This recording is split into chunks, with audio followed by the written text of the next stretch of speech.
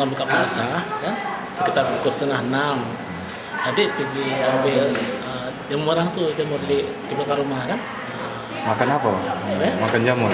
Jemuran kan. Habis itu pulang ke rumah. Tanya sama nenek, nek apa bisa dimasak nih? Oh bisa. Kan dimasak tuh sama adik, pakai air kan, pakai minyak tuh. Itu waktu buka puasanya udah. Berapa orang, Mak? Siapa-siapa aja?